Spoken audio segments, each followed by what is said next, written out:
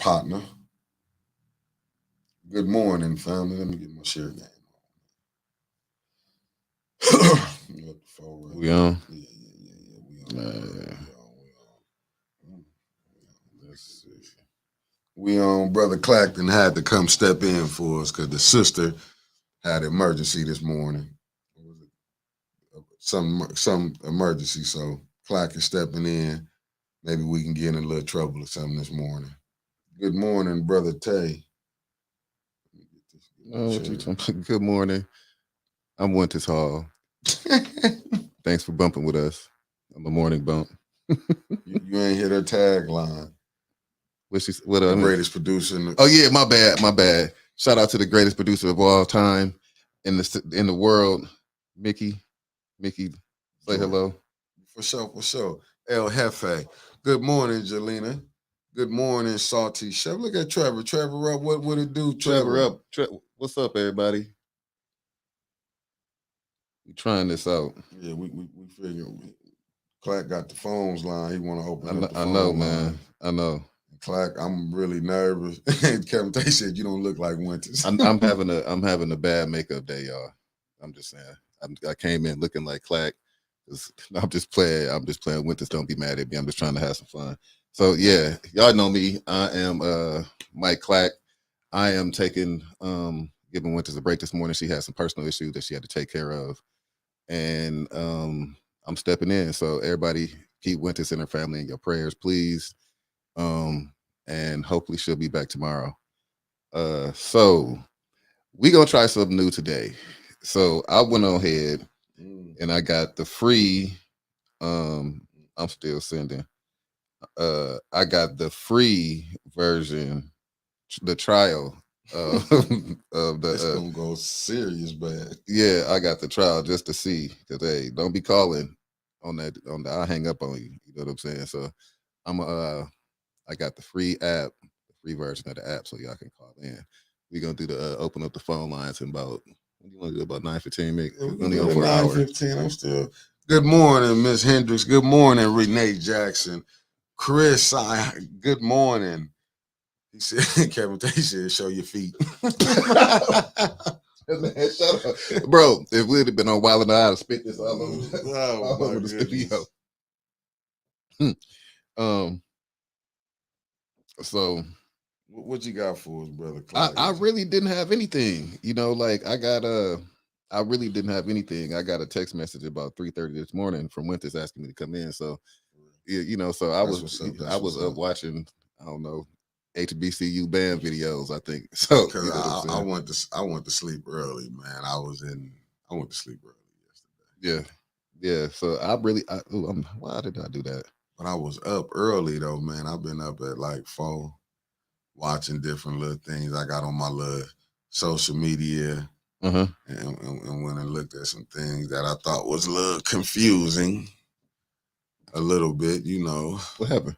Well, I've been watching for this thing called. Oh man, I'm tripping. Yeah, no problem, Clack. You know, we all going. They seeing this.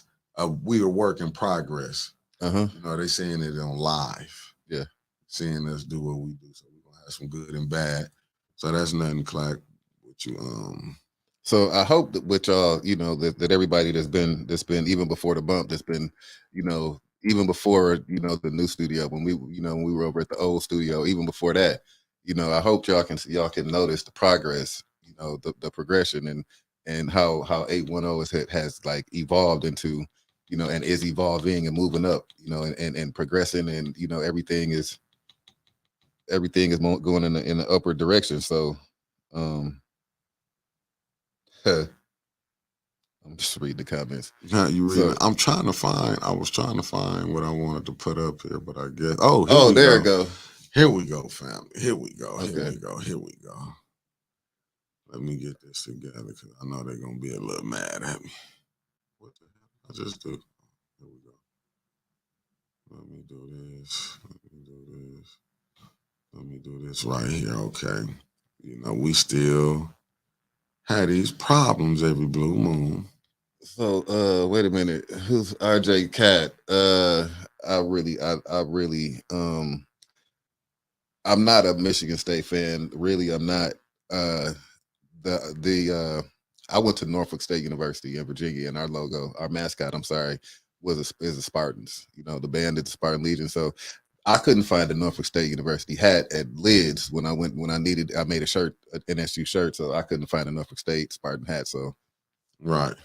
And as you can see, the brother rocking the Unleashed hoodie. Unleashed, shout out to Shante. If y'all go out, I'm not sure. You know, he still got the store in the valley. Yes, If you sir. want to, support Shante, Shante Smith, going out to Unleashed and get you a shirt, get you a hat, get you a hoodie, whatever. Support Black business. Winters had on Unleashed the other day.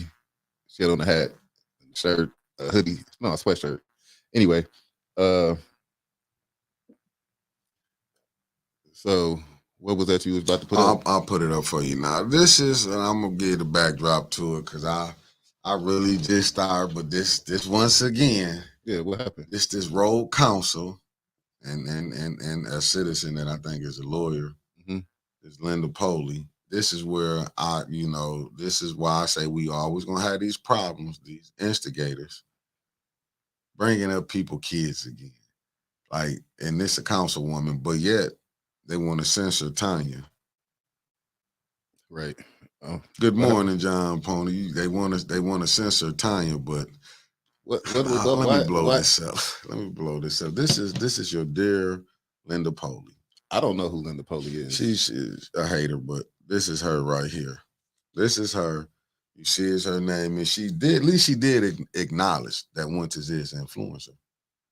Now, that's one thing I seen that she did, but much as they hate, they say they hate it, but they got to turn into 810. This is her, and let me just... You want to read it? Because I know sometimes some people might be at work or they might be driving. Okay, it said, hey, this Linda Poley watched 810 News Media this morning. I know, but I wouldn't have missed it after last night, as always. Our suburban wannabe influencer. Then she did acknowledge that she's an influencer. She said, demonstrated that she has no idea who she is, direct quote. This is so-called, this is who be sitting up here talking to your council people, and it was, and on the ARPA meeting thing, okay, and highlighting this Linda Poley. I don't know who that is. Me neither, but I just seen her on Facebook. She been hating on 810 for quite some time. Oh, okay. I thought I had her blocked off Facebook though, but she might be coming in on YouTube. She said, I'm tired of people bringing confusion to the city, then we. Bring confusion to the city, then we got enough S going on here. That's all I'm saying. If you from out of town, I guess she quoted someone Winter said, you got some blank you should be trying to bring with us. Keep your S where you at. We got too much S going on here. We don't need no more fuel added to the fire. Okay. And this is the rest of it. Hey, Winters, look in the mirror. Say, hey, Winters, look in the mirror. You're from out of town.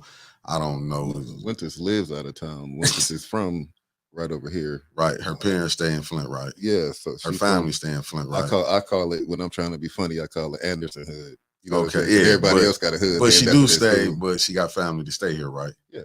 Okay. She said that's Grand Blank you're seeing, not Flint. Your kids are not. See, now this right here, now this from this lawyer. You bringing the kids in.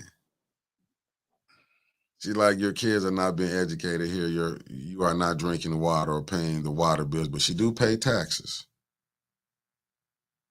Or the taxes or the assessment. You are not part of us. Now you just hear what she said, you are not a part of us. Where Winter's mother and father stay at? Rafael Dorado. Okay.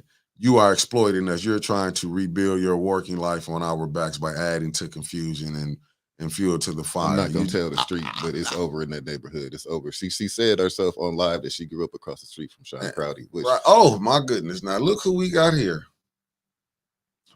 Eva. Oh wow. You see, now this the councilwoman from the 9th Ward.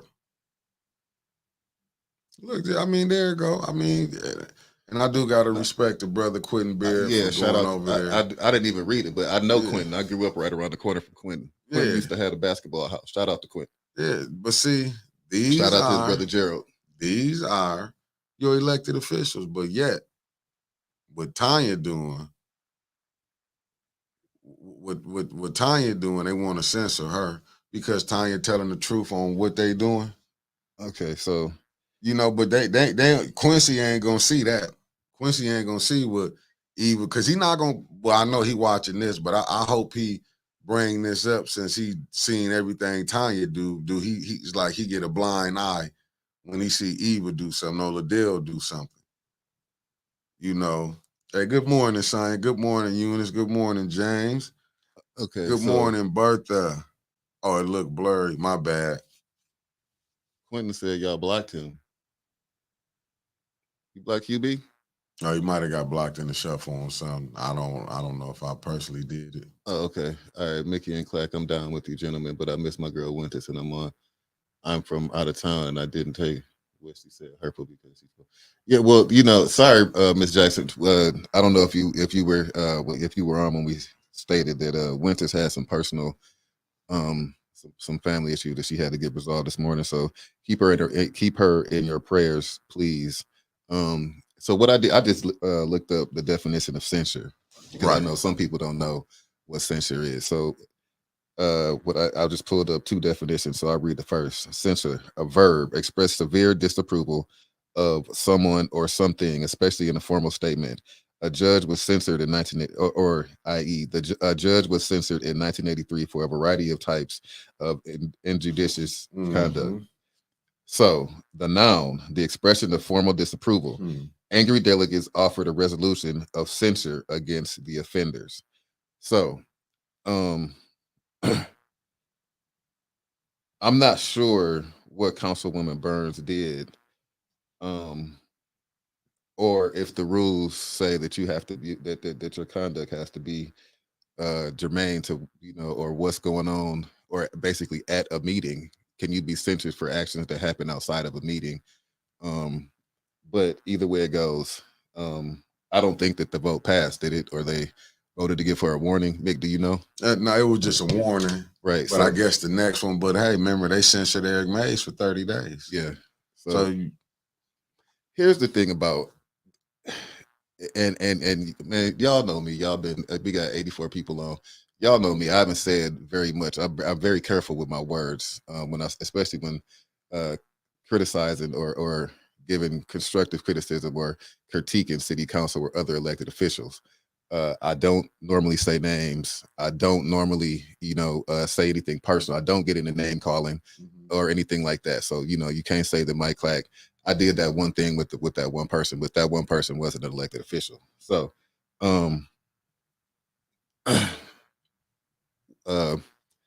with that being said, when you going down that road of censoring and throwing people out of meetings and doing things like that, what you are essentially doing is all those people that one representative or council person or commissioner, whoever that person represents, you are essentially silencing those people.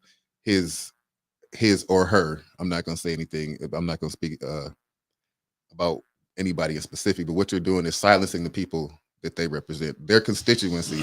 They no longer have representation when those people are removed from a meeting. So the people in the first ward, the people in the sixth ward, those people don't have representation when their council people are removed from these meetings, and that's not fair. They haven't necessarily done things to be, sometimes Eric get a little, we all know Eric. So, but sometimes, it's bigger than, well, not sometimes, all the time, it's bigger than just a disagreement between two people that are sitting on the table, at a table on the floor. You have to have, not necessarily thick skin, but you can't just get upset with somebody, remove them from a meeting, because then everybody in the first ward has no voice at that table.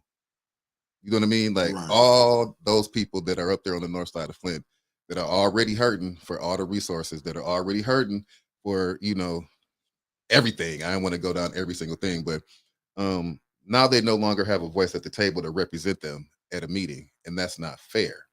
So let's just, we kind of think about that. I'm just, that's just me. I ain't nobody. But that's what's happening. So, you know, No, it is. It's like, yeah, like you basically, to me, it's like, I look at it a little deeper. Like, it's basically, we're going to punish the first war. Well, you know, when you see little catchphrases when they like, well, the first war, he could do better. You know what I'm saying? It's like when you, because they not voting for nothing for the first ward anyway. right. So it's like when you do suspend them for them 30 days, like how they did it, you silenced the first war for 30 days Yeah. because they had, you know what I'm saying? They didn't, to me, it's like it's another bully tactic. Right, right. In these seats, well, we can get you, we know we got the 5 votes. We To can get go you up ahead, outta here. shut you out. We can go push what our agenda is. Because the thing is, they don't want Eric, and that's just with the truth. Let's just being honest, family. They don't want the truth to come out like Miss Burns said, Councilwoman Tanya, in her capacity when they found out about Cyrus Park nonprofit. You know, Liddell on there. If they wouldn't asking these questions, none of that would have came out. You wouldn't knew Candace is on a nonprofit, got some money coming, you know, money coming. If these questions weren't asked, if Tanya didn't go over there when she had the meeting with her and Dennis went over there with Ashley Capital and found this out. See, that's what they want silence. That's like with her podcast. It ain't so much that what they doing. Yeah, it ain't the podcast, it's where who she can reach, who listening to her. And that what that becomes is what makes us different than a Russia, than a Putin that's silencing the people that are, you know, that's speaking out against him. You know, that's not democracy. Like what we have here is the purest definition or the purest example of your First Amendment right. It's 810 News Media Group. Right. Okay. Like y'all may not like the truth that we bring. You may not like the opinions that we give, but we don't sugarcoat, we don't lie, and we don't tap dance. What we report, what we talk about is what we see. The reasons why, you know, people are coming after us and trying to, you know, blemish our character and, you know, doing things, you know, behind this thing. We all are going through things that we don't, I know me and Nick and Winters are going through things. Trevor, we going through things that we can't really mention on here because it's personal, but because of who we can reach, they don't like what we're saying. They don't like being the spotlight shined on them because of who we can reach. So that's why you always hear, you know, one of the council members always talking about Councilman May's TikTok, or you know, or Councilwoman Burns podcast. You know what I mean? Because it's what we're saying and who's listening, who's watching. And what I want to do is, before we open up the phone lines real quick, because it's already 9:15, make it. We only on until 10. Right. That's right, Deacon Doom. It's a dictatorship. That's exactly what it is. But what I want to do is I want to give a shout out to Councilman Mays. Right. Now, good morning, Free Daddy. The reason why I wanted to say I want to give a shout out to Councilman Mays is because what Councilman Mays is doing, I'm not talking about his actions at council. I'm talking about the influence that he has around the world and people starting to open up and watch local government, whether it be Flint's local government or their own local government, you know, their meetings. People are starting to get engaged. People are starting to open up their eyes and step out of the matrix and see what's going on. Look at what's going on down in Prairie View, Texas with Dr. Candace Matthews. Right. You know, look at what's going on. Good morning, Pastor Lakes. He done popped in on us. Oh, what's up, Pastor? What's up, Pastor? But look at how they catching up old girl in Dalton, Illinois, or even the lady over in, you know, over in Atlanta that just got caught being drunk or whatnot. So like it's like when you highlight these things, because you got to understand we and I'm not trying to be vulgar, we pissing people off, of course. So they gonna always look at something that were like, well, you know, because what I was told yesterday, because I got a few calls, they was like, man, you stirring the pot. Yeah. And it's like, when you do stir, it's going to come up with certain people going to be mad. You know what I'm saying? Like I said, this ain't nothing. I'm doing something like it's just not seen before. It's just that we so used to the same thing. You know what I'm saying? And it's like Eric, and I always, and I give Maurice Davis his props on this, because when Maurice was talking about it, You know what I'm saying? When they was trying to shut his podcast down, when he was coming back talking about council. You know what I'm saying? Certain things that's going on. As you see Tanya talking about, like this council is unreal because they getting their hand, they getting caught in the cookie jar. It was people who might have before done something. I'm not gonna say all politicians was bad and all of them was good. We all done fell short at some point in life. But it's crazy with in this time because you see the people of Flint was poisoned. Hey, good morning, Annie. Thanks for bumping in. You saying people done been poisoned. Can you put up with councilman? I mean, I keep calling him councilman. What Deacon Dumas said. See, they like you said, they went after his broadcast for many years. If you would do goody shows, I would not have fraction truth to power. It's almost like when you start telling the truth, you become a radical. You know what I mean? Like that it's like when you start telling the truth and exposing the wickedness, you become a radical. You become the person that's on the opposite end of the spectrum. You become an outliner. Like you become like that kid that don't nobody want to hang around with the snotty nose. You know what I mean? Like you know what I mean? Just in this comment, men to the mouth. And they don't care if they are getting caught. Somebody protecting them if they wrongdoing. See that's the thing. See, when you seeing the different things going down, it's like we've been seeing they making wrong seem right. Of course. That's what's crazy about it. Right. It's like wrong is being right. Right. Now. Right. You know, it's like we backwards. Yeah. Like it's man, look. So look, throw that phone number up there, man. Let's go ahead. Look, now don't be mad because I don't really know how to work this thing. So I just downloaded it. So don't be mad. Work with us. That's Councilman Davis and popped up. Kang, what's up, sir? How you doing? How you doing, Mr. Davis? Just like more. Patrice, yeah. Nah, you put that up there. No, I was speaking. I was saying hello. And good morning for bumping in, Miss Green, Miss Moore. You know, almost Sis Muhammad. Sister Muhammad, good morning. Yeah, thanks for tapping in. I mean, but see this. Been to the mouth, good morning. Yeah, been to the mouth. Actually, good morning. See, this is what we see. We needed Eric Mays. What I'm trying to say. Yeah. We needed him for his TikTok, and what people don't understand, he didn't monetize that. Their problem is they don't want the world to see that how corrupted they is in Flint. Mm-hmm. It's like how you said the one mayor in Illinois, how she played the game. Yeah, we starting to see our elected officials is really like they don't care what they can do. Well, so just look at this. Social media is becoming so popular, has been so popular and so prevalent. We haven't just we got people that's looking at us from everywhere. Oh, there you go. This is my first call. Let's tap them, bump them in. This is my first call on the new.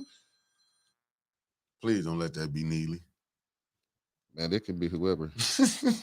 I get to the. Okay. Good morning, caller. Thanks for bumping with us. All right. Good morning. This is AC Dumas calling. How are you, gentlemen? Deacon, good morning. How are you? Deacon Dumas, good morning. I'm doing. Can y'all hear that? I already gave Mickey a lesson, a political lesson from the old school perspective, and he's melting down. And he's agreeing with me a little bit now. Mm-hmm. But I just want to say this, Mike, that Councilman Mays, you know, he's in Houston. Yeah, I saw that. Councilwoman Sheila Jackson Lee. Sheila Lee tried to get that a mayorship down in Houston. Mm-hmm. And because of his popularity, they wanted him to come down there and see if he can help bring out some of the young old TikTokers and all like that. So what you said about Eric is true. He's bringing national attention to what's happening in these local cities, and it seems like it's happening everywhere, especially in Flint. Mm-hmm. And so I appreciate you all doing what you do. And I tell Mickey all the time that, you know, the Black community, we have to support our own. And I bring this up all the time. You all can't operate off of thin air. My mama used to say, money don't grow on trees.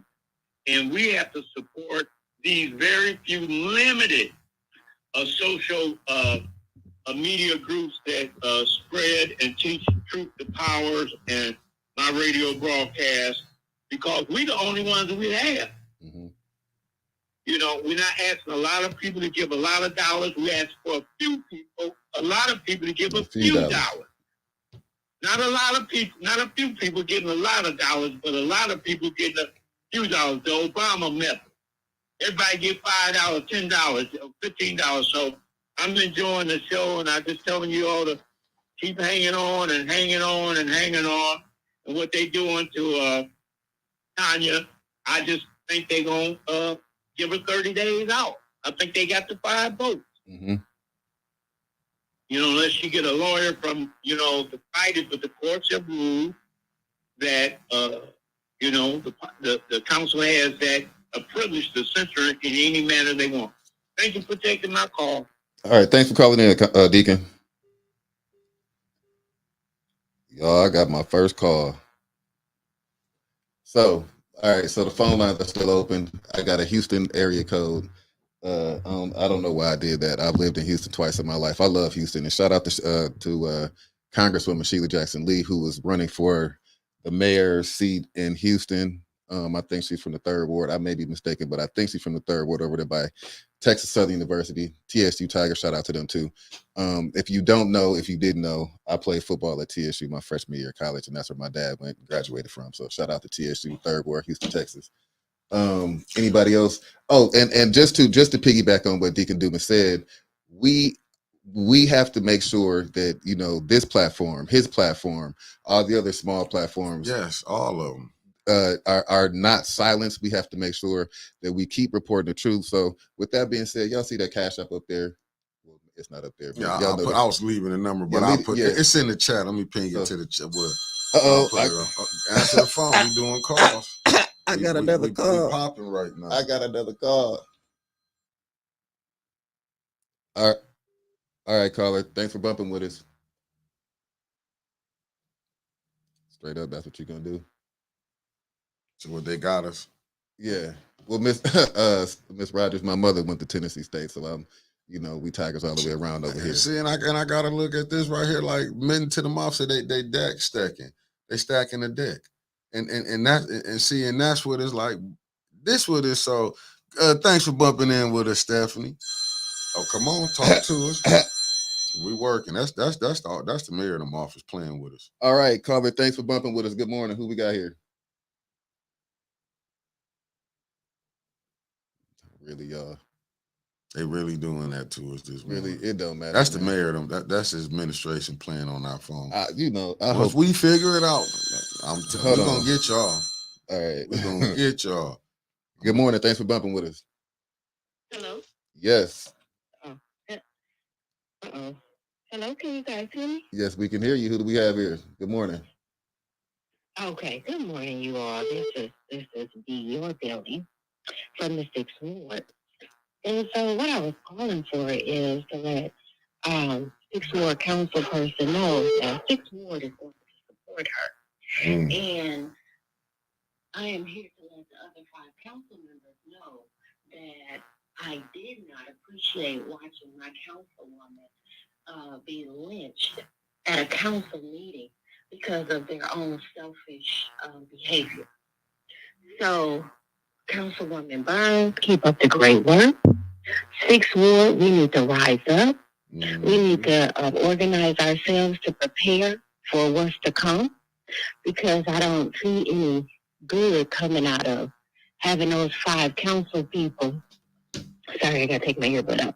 I don't see any good coming from those 5 council members who sat there and ridiculed her while she was by herself. I thought that was just so unfair, and I thought it was so unprofessional, and I thought it was really tacky and trashy. And that's just how I feel. And I hope more 6th Ward residents stand up and say something, because we voted her in. Not 2nd Ward, not 3rd Ward, not 4th, not 7th or 9th. 6th Ward voted her in. Mm-hmm. And yes, she can complete a sentence. So the 3rd Ward, he's an amazing individual. So, yep, I'm here to throw shade. And if any of those council people that are named 2nd, 3rd, 4th, 7th, or 9th has anything to say, I'm always at council meeting. So they're more than welcome to approach me any way they would like. But they're not going to continue to disrespect 6th Ward council person. Thank you, B. This This is B Flint Southwestern Academy class of 1998. B. Shout out to B. Thank you. All right, thanks for calling in. you have All a right. better one. Now, see, that 6th Ward calling in, and that's what the 6th Ward supporters need to do. You got to let the councilwoman know she only can fight for so much. Yeah. You know what I'm saying? Like the deacon called, AC called in, and me and him do. We have our conversations over the phone. We go back. You know, me and him we go out back and forth. We got somebody calling out We of do St. agree on about 7% of everything. There's somebody calling out of St. Louis. Good morning. Thanks for bumping with us. Who we got?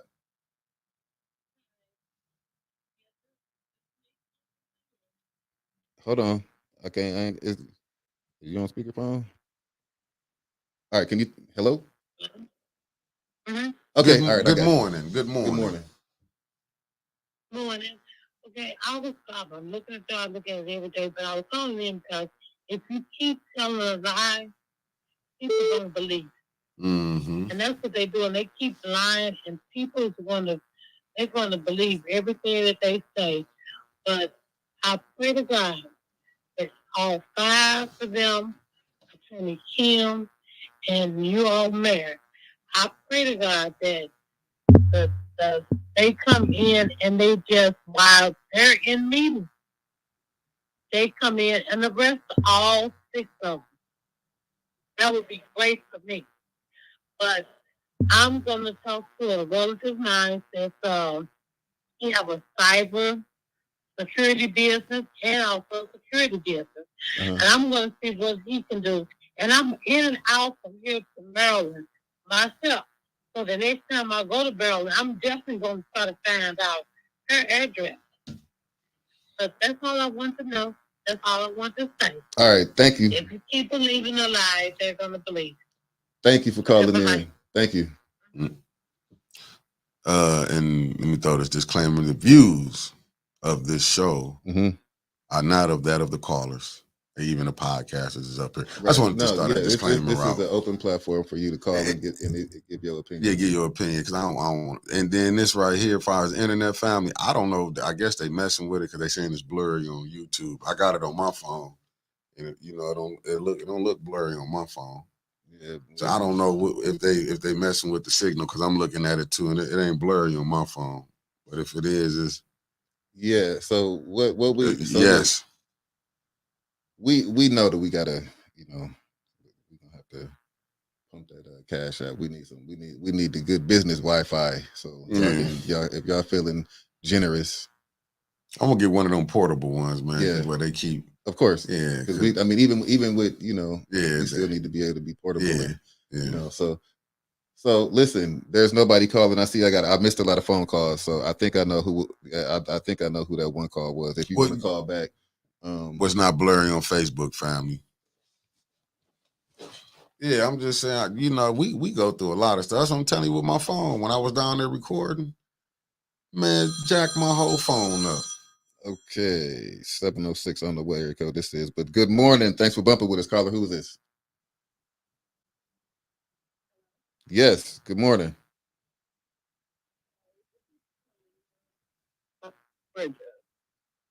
I'm sorry, who's this? Kalila from Georgia. Hey, good morning, Kalila from Georgia. Thanks for bumping in with us. I would love to see you guys support Eric more. Clack, I noticed that you don't really know a lot about what goes on council, and you need to change that and stand behind. No, that's not true. I'm gonna let you finish. I just choose as an elected official myself. I just choose not to, I choose not to do a lot of critiquing, but I'm at the meetings with them all the time. I just choose not to, I keep up with everything. So I'm not, miseducated on what's going on. I just choose my personal choices to not do a whole lot of, critiquing. I mean, but I watch this from Georgia, and like I said, I follow politics way more than I follow my own, and it was because of Eric Mason. He really doesn't have the support from his community like he should. So from around the world, he does, but not from his community.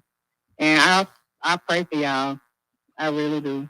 I Thank appreciate you, it. thank you, Thank thank you. you. Thank you. Thanks for calling in. So, what I wanted to, what I wanted to say, I don't want to, I hated that I just even interrupted what she was saying. So, Right, right. so caller out, forgive me. I apologize for interrupting you because you only got a couple seconds when you call in. So that's my fault. But I've been knowing Eric since, I was 3 or 4 years old. Eric was fresh out of Michigan State when, he was working on my dad's campaign over at, what is that? His meeting was over there by, I can't think of the name of it, but I've been knowing Eric since I was a baby. Eric has been the same Eric since he, has been out. Since he's been active, he's been loud, he's been boisterous, he's been opinionated. Right. So, I like Eric. We have some. I disagree with some of the things that some of his deliveries, but Eric is a fighter. He's been a fighter. Right. Eric is the most knowledgeable person that I can think of that's sitting on that council, and that's not a shot to anyone else. I just know that Eric knows Robert's rules. Eric knows local politics. Eric knows that charter back and forth, in and out, up and down. And I think that a lot of things could be handled a little bit differently, but that's neither here nor there. We are where we are, and we got to deal with what we got to deal with. So, anybody else want to call in? Yeah, no, Eric. Carriagetown, that's where it was. Carriagetown. Yeah, No, that's Eric, what my dad used to have like the meeting. Eric, I know we support him. I know the whole A10 because he didn't help us on certain things. You Of know what I'm course. saying? But I'm not gonna say, even like I say, Maurice, he didn't came through. He seen, believe me, we support all the ones who do good for Flint. Mhm. I'm gonna just tell you that. A lot of time, like I see with Eric, it's a hell of a fight up there. And until you've been up there in that council seat, and Maurice Davis just sitting there watching it is one thing. Because believe me, man, I'll be stressed out. Yeah. Oh yeah. I hate even, you know what I'm saying, like seeing what Eric go through. Eric be having to maneuver, man. It's hard to be maneuvering this long. You know what I'm saying? In this council here, Lord. Yeah. Lord, listen, I'm surprised he got his sanity still. But excuse me, that's like what they want to do. Look how they did his cameraman, put him out. I was trying to figure out what was going on with that. They want to put us out, but I try to give them no reason to put us out. But they be wanting to throw they salt. That's like with Quincy. I'll give you an example. Go ahead. I'll hold it after that.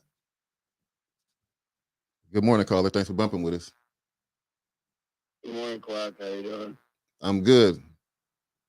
Is this Trevor? Yeah, What's up, Trevor? dude. I'm not waking up for this. I just wanted to say thanks for filling in today. Once this text me at like 3 something, I was dead. Yeah, that's when she texted me too. Yeah. But yeah, she got something going on, so keep her in your prayers, bro. Yeah. Yeah, A10 family got in the prayers. I wanted to go back to that whole Eva for a minute, talking about even Linda Poley talking about Winters ain't from Flint. Well, yes, she is. Her parents are from here, and she shops locally, so her sales taxes go to here. And she just retired from here. It isn't like she got fired or any of that. She retired. Yeah. So I don't know what those two are smoking, but a lot of Winters' money, all that tax money, still comes into Flint coffers. That still gives her a right to talk on how they're squandering it. And Linda Poley, didn't she just sue city council not so long ago for breaking charter, and then she pocketed a check, and now she thinks she's hot shit? Okay. I'm sorry. Yeah. If you're going to be throwing rocks, don't hide your hand, right? But that's what most of them do. Well, I mean, I thought I'd call in and just defend Winters because she ain't there to defend herself this morning. And right, when the walking elephant skin rug gets up there and starts talking shit, you're not going to get away with it. Okay. All right. Well, them the views of All Trevor. Right. Yeah, thank you, Trevor. I'm going to grab my parachute now and jump on off this. Thanks, Trevor, man. I'll be on later today, too. Yep. For sure. All right. See, that's my cue to vacate the premises. what Trevor did. Trevor. But see, this is the stuff that we going through. They purposely is calling themselves blocking media. Cause like you see with Paul, like they like when Winters recorded our L. I'm wondering, do Paul got the exclusive rights to our L? They got my page, Facebook right now. Why my page? And I showed you from the video. I mean, I showed you what it was. That was from Winters' phone. She made the TikTok, and now I done stole somebody content. How does somebody have exclusive rights to somebody else without signing the contract? And I do believe with this, I forgot who just put it up here. They're gonna ban streaming in council in a minute. And RL is disabled, so he would need power of attorney. Somebody would need his power of attorney for him to sign a contract. Right. If I'm not mistaken. One of y'all lawyers, or somebody, let me know if I'm right, if I'm wrong. But I don't think RL would sign a contract. I don't think, you know what I mean. Oh, we got another one. Yeah, and if it wasn't for Winters putting that out there. Okay. Good morning, caller. Who we got? Hi, yes. April from Charleston. Charleston, South Carolina. In the house. Yes, I am. Okay, thanks for calling in. What's up? Yes. I'm calling because my mom has been on city council for 32 years in Charleston, South Carolina. And I just don't understand. I let her look at one of the shows, and she was like, she completely don't understand what is going on there. Like, she don't understand why the NAACP hasn't been there, the Black Lives Matter people. Like, she said there's definitely some underhanded stuff going on. And I'm pretty sure those 5 council members know that they're not going to be reelected, so they're trying to get everything they can. Right, I agree with that. Okay, I don't necessarily know that they don't know that they're going to be reelected. I don't know that, that we don't know. You know what I mean? I hope that, some of them are not going to be reelected, but the way that things are going now, you would think that city council chambers will be filled up every time that they have a meeting, but it's not that. Yeah, that's what I'm saying. Like, why isn't everybody from Michigan at the city council meeting? Yeah. Yeah. I have no answers for you, ma'am. But I really feel like they need to be investigated. If somebody's getting some money somewhere else. Oh, well, that's above our pay grade. I'm glad you said that, but no, I'm not even gonna go down that road. But they, it's not even alleged anymore. Well, you don't have to say it. I said it. Yeah, right. Man. Thank you. Yes, thank you so much for calling in. Have a good one. Have a better morning. And that's what I'm saying. It's like we need all type of help. You know what I'm saying? It's like from everything. And it's not us who bringing this up saying these different organizations. So don't keep putting it on 810 like all we doing is putting the facts out there, what we see, and the people can decide for yourself. Because that's really why I go down to council and was recording it. It was just for the people can see what we really dealing with. Because us coming on here and we saying this, sometimes I do think it's a disservice because we make it where they can come when the people should be want to go down there. Of course. Because what was it back in the day when we didn't have cameras and none of that? You had to get your hiney out the seat. It wasn't that long ago. You can see videos where Art at the podium and the people, it was full up behind him. It wasn't like you can see Quincy before he got on the council. And he coming up as an activist, and you can see the council chambers are full behind him. Right. So that wasn't that long ago, 10, 12 years ago. You know what I mean? Go ahead. No, I'm just saying, what happened? Look, I don't know. I can only say that the people of Flint, I hear a lot of people saying, why should I vote? My vote don't count anyway. And this is kind of why people feel that way. The reason why, a lot of people in our city, I can say for that, a lot of people in our city say, what's the point of me voting? Y'all gonna do what y'all want to do anyway. Right. You know what I'm saying? And this is like that. This is like, if you look up, y'all gonna do what y'all want to do anyway in the library, in the dictionary, it's gonna have a picture of City Hall in there. Right. That's what it's gonna be. You know what I'm saying? So, I feel people, but you still gotta do, you gotta vote. You gotta vote. This is also the result of a whole lot of people saying my vote ain't gonna count anyway. This is exactly what happened. Right here. We're living it. Yeah, we are actually living it. Because look at, you seen what Eric And Tanya went to the Ethics and Accountability Board. I think Jerry, when I'm not for sure, they went to go get help, but can't get no help. Either. But they on Tanya about now. If I do see the Ethics Accountability Board call Tanya, we need to protest them. Yeah. Okay. We got another caller. Good morning. Thanks for bumping with us. Who we got? Hello? Yes, it is. Hi, President Clack. This is Danielle Green. How you doing? Hey, Dr. Good Green. morning. Good morning. I was about to say, got nervous. I was about to say it depends on who asking. Right, you gotta ask, absolutely, and I understand that. I just was watching, and I typically don't even watch. I watch Winston for sure, and Mickey, and I'm glad to see that I caught you today. Ain't that Wait a minute, Wait Doctor. a Did you just minute call now. in here to tell me I don't rock with you like that? What type of mess is that? I just want to clarify how successful you guys are. Oh, thank you. The community informant, I think that's very important.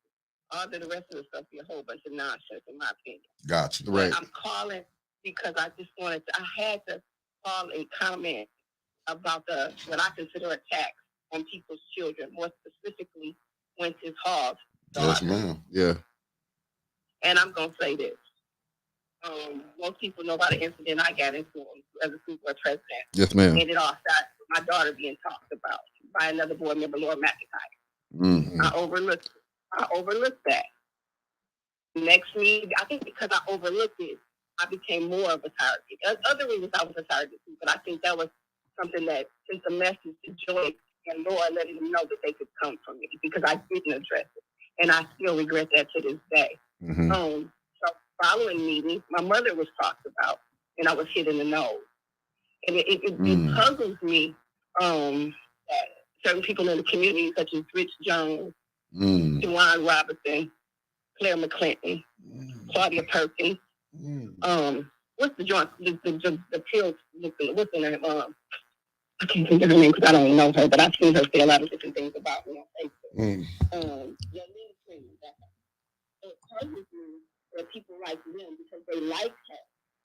The fact that she was aggressive, hostile, unpredictable, and appealing. And my point in saying all this is I could have kind of mixed some things in the book. I had handled her talking about my daughter in a public community. Yeah. You know, as an example, as somebody trying to do what's best for kids in the community, I just, figured she was having a moment that she had often. People who weren't there talking about how I attacked her, and which is absolutely not true. That's not my character's job. Because there was nothing there, as Megan said, even though the mayor still immediately seems to see something different. And so it's a pessimistic, this had never happened before in the history of the city of Flint. But I would encourage Winston and her beautiful daughters, who I love with all my heart, to keep their head up and take the high road because it's not worth it. Yes, if my daughter had kept getting talked about, it would have been dealt with just differently. But when you put your hands on me and you holding me against my will, and I'm hollering, let me go, and you won't let me go, it turns into something else. And unfortunately, that's what happened. So the Rich Joneses and all of them out there who keep my name in their mouth, y'all wasn't there. Y'all don't know what happened. And y'all really don't care what happened because that's y'all friends. And I guess they thought they was going to get some of the extra dollars that the school was giving out because Joyce, Laura, and Claudia were giving out the false information about giving money to people. And they thought they were going to get some of that. So I don't know how Black Lives Matter or anybody's lives matter. And you don't know the facts and you're speaking on something that you don't know about. And I want to encourage you as the president of the school board. I know how it can get. People talk about city council all the time, but that school board is a nightmare. That was the most hostile situation I had ever been in. And I would encourage you and I pray for you because I know you're doing what's right for children. Everybody on that board is not doing it. Everybody in the administration is not doing that. This is not happening, and I know that because I experienced it. But I will continue to pray for you and encourage you to keep doing what you're doing. Thank you, Dr. Green. Thank you, Dr. Green, for even calling in. Hey, Mickey. Hey, how you doing? Thanks for calling in. Absolutely, guys. Have a good day. You have a better one. Okay, wait a minute now. Wait a minute, Black Rain. I ain't gonna let you call my people in a terrorist group. Now you tripping. I can't let you do that. You can have disagreements, but you can't do that. Let's not do that. Yeah, let's be respectful on that. Because when you saying that now, she's when we saying that, you know what I'm saying. There's some people. Don't get me wrong when I say this.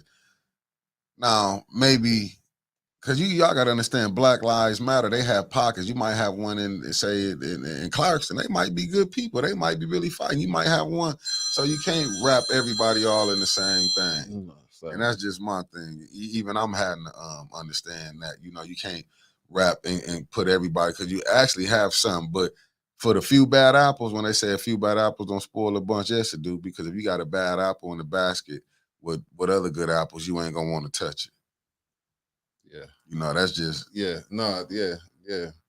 You right about that. Yeah, it's just, we can't, you know, you can't kind of, like I say, we learning. We get in this, they seeing it in real life. That's like when you get to see council, they get to see the frustration that we have. But it's like, what I'm finna go do, bust this council.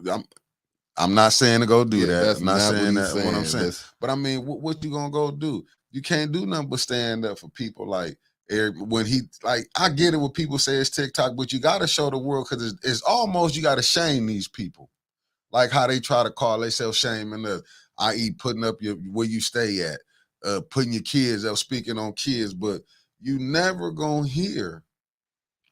And that's why I say certain things like I'd rather you hurt my feelings by telling me the truth or whatever, but don't mean you just trying to, I just want to hurt his feelings. No, just let me know what the truth is. That's just like with Paul. Ain't nobody saying nothing about Paul. Paul got Tanya face on that council. On the video on YouTube, her face was the thumbnail. Was the thumbnail. It's like, do Paul see what he doing? Like, see, but what it is, Paul know he got them 5 votes up there. 5 votes can't help you from getting sued, though. No, it can't. But see, he feel like it ain't nothing gonna happen. Like Trevor, you see when Trevor went down, exposed how Paul was down there at council. Yeah, you know what I'm saying. I mean, down, not at council, but down at the building. See, but see, the thing is, if we get out and vote, the people got to get out and vote. Yeah. If you get people, you get them out to vote, man, you'll stop a lot of this madness what Paul doing. We got somebody calling from the Detroit area code. Good morning, caller. Hey, good morning. This is Nikki. How are you? Good. How are Good you? morning. Thanks for bumping with us. Good. I just wanted to let, I wonder if there are a few whistleblowers out there that will come out and expose the mayor and all of these crooked council people. That's what I think Flint needs, these whistleblowers to come out. Okay, well, who we gonna tell? Like, who they gonna tell? They tight-lipped over there. Yeah, I mean, like, who they? News. Well, Yeah, documents, show tape, show secret recordings, all of that. you got a point. Yeah, but See? I Yeah, got a point. you got a point. But then, I mean, we but on some look at all the information that came out on the mayor. yeah, And he was recorded, and he was recorded about $1 million contract, and Right. that was like, tumbleweed going down the street. Nothing happened. Like, we all thought it was going to be a big boom after that, and What happened? Nothing. So thank you, caller. Oh, and one other thing, Nikki. Okay. Go stay. I don't care what anybody say. I'm still go stay, class of 99. Go green, go white. I knew She had to call you out on that. Hey, then she go thing you blue. said, Nikki. Go blue. Thank you. You take it easy. Have a good one. I thought Ben the Mouth was gonna call. Yeah, I We mean, got a but couple more minutes. see the whistle blowing. Yeah, we got like 6 minutes before Dr. Petroni get ready to take over. So, but it's like, man, you can scream from the mountaintop, and I think that's where like really with us, where the problem coming in is because a lot of them is our friends. Yeah. A lot of these people that you is like, man, Quincy, we might be 4th or 5th cousins, but I'm not gonna, man, Quincy don't see nothing eye to eye. Just to be honest, as far as with this politics outside. But see, that's the problem. A lot of them don't know how to separate the two the politics from the person. what I'm doing. Yeah. You know what I'm saying? Yeah. When he said the family we connected through, when he threw that out there, I said that sap sucker. When we was at council, it's like my family. I'm like, the one name that he did highlight, I'm like, that's my family too. Yeah. And it's like, but because I have calling me, asking me, I have family members, when our water money gonna come? You got to ask the council person. Yeah, I can't help you with that. I'm only telling you in the we news. got our water money Yeah, already. that's That gone. $300 credit we got last summer, we got that right. already. And when I get calls, what about we gonna get this from the house for the houses? Quincy on that. Mm-hmm. You know, I get these calls from family members like, why Quincy don't want to, put the $20 million. I don't know. Look, y'all know that these are public officials, meaning you can call them. Right. They represent you. Call them and ask them. They have city phones. They got offices. You can call them, ask them, inquire, question, however you want to do it.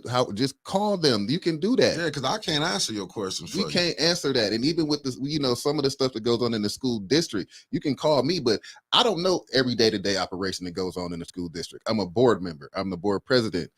We don't deal with day-to-day operations. If I got an answer, I can give you an answer. If I can give you a roundabout, I give you that. But the person that you need to talk to, and when day-to-day operations is in question, is the superintendent or the people in administration. So I do a lot because I understand why people, I'm easily accessible. I'm on here. I answer the phone most of the time. Right. But I don't like to say I don't know, but I don't deal with day-to-day operations. The board does not deal with day-to-day operations. That's not what we're here for. So we got a new caller calling in. We got a couple more minutes. Good morning. Thanks for bumping with us. Who we got? Good morning, Michelle Young calling. How are you? Good morning, Ms. Young. Thanks How for you tapping doing? in. Good morning. I'm good. I want to encourage all the citizens to start coming out to these meetings, helping address these issues, and maybe not come in and be so combative with the council, but come in with solutions. Like, challenge them to do their job. Their job is to bring resolutions to help the city and to help the citizens ahead of the 501c, ahead of the business. But if all you get up there and do is criticize, they close their ears. Mm-hmm. Challenge them to do their job. And then if they don't get it done, give them a certain amount of time. If they don't get it done, address it that way. Yeah. If they worked in the public sector, most all jobs are results driven. They give you a goal and this is the result. If you don't do it, you lose your job. That's exactly what I said. Any other field, you'd be fired. You'd be walked out by HR. Please, people, stop using that 3 minutes that they give you to address just to complain and start challenging them. If you want a roof on your house, say, council person, whoever your council person is, can you bring a resolution by this date to get so much money in this ward for roof, for windows, for what have you? But I think the more we argue with them, the more they keep us away from the goal. The goal is to get some of this money out to the residents. They're giving the money away to the businesses and 501cs without any question. So why not have more resolutions put out there for, the citizens, the taxpaying citizens, the ones that pay their bills? Yes, ma'am. Thank you. Thank you for calling. Yeah, that got to be the last call. Yeah, no, that's about to be Dr. Petroni and John Pony. We're gonna do this tomorrow. You can call back in because we got like a minute before. Yeah, so I wanted to address somebody that was asking about Quincy's sexuality. Please don't do that on here. That ain't got nothing to do. We're not about that over here. Like Quincy, we criticize professionally. We're not doing all them personal attacks. I'm not doing that. So you can, don't do that over here. Please don't. We talking about city council, who he dates and who he talked to. That ain't got nothing to do with what we doing over here. So let's not do that. If you want to do that, go over to one of them other sites. I'm sorry, you know what I'm saying, but let's not. We keeping it professional over here. I'm not doing that. So my bad, Mickey. Sorry. Yeah, ain't no problem. Yeah, because I'm not with that. And, no personal attacks. I'm not doing. You know what I'm saying? We not doing that about. That's why I don't really try to get off into that. I might crack jokes, but at this moment, family, we finna introduce Dr. Petroni. Go ahead. I forgot. I would tell everybody. Go ahead. Me and Trevor coming on at noon. So if y'all want, should I bring the phone back? The phone call? Yeah. If y'all want to take calls, yeah. We'll have the phone lines back open at noon. Me and Trevor gonna be on. So call us. Yeah, caller. Let me get ready to bring Dr. Petroni. He should be coming on 1 second. Let me bring him in. Let me bring Dr. Petroni in. Let me bring your guest in. And from here, Doc, can you hear me, Doc? I can hear you.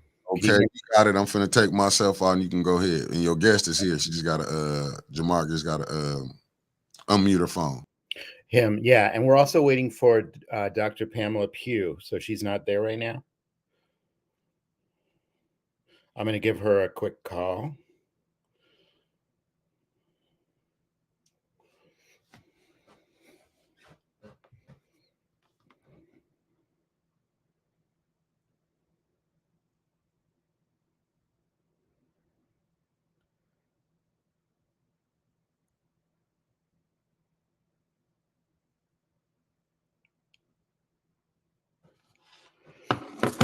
So, Mickey, Pamela Pugh is not waiting to get in. Is that correct?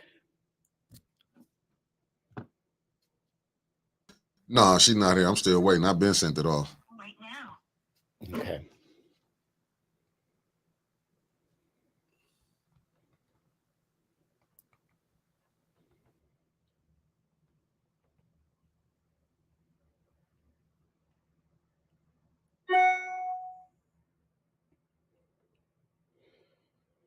Give me just 1 second.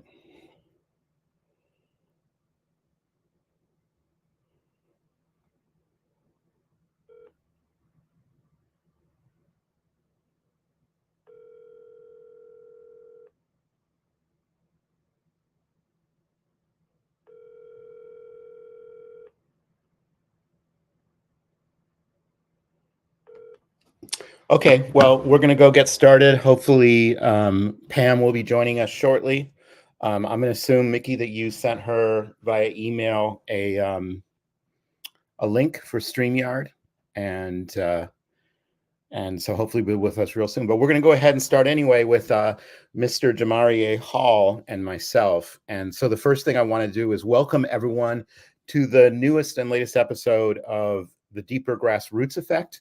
It's I think this is episode 5, and as those of you who have watched before know, the purpose of the show is to help make even deeper connections between predominantly Black communities and school districts across the state. So over the last few weeks, we've had people in from Detroit, from Benton Harbor, we've had people in from Inkster.